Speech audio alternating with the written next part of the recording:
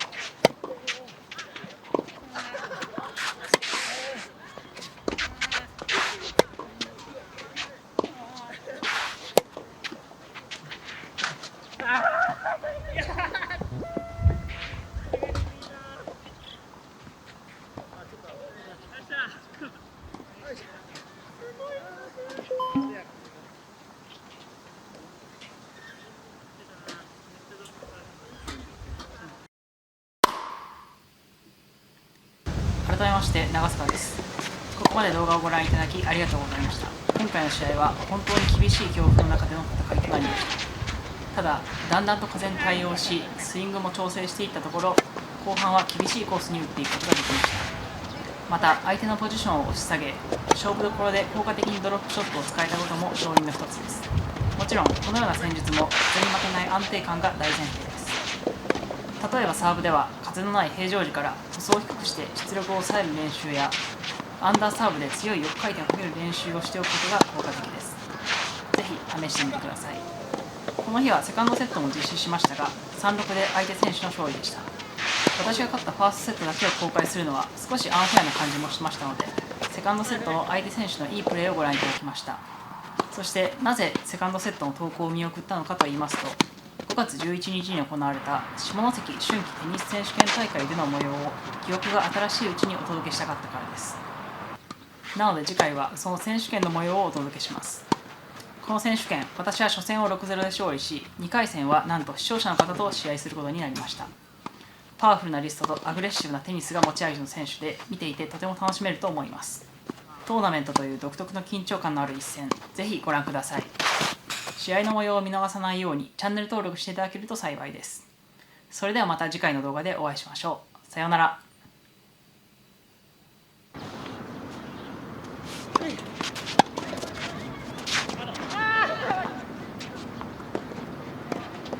終わり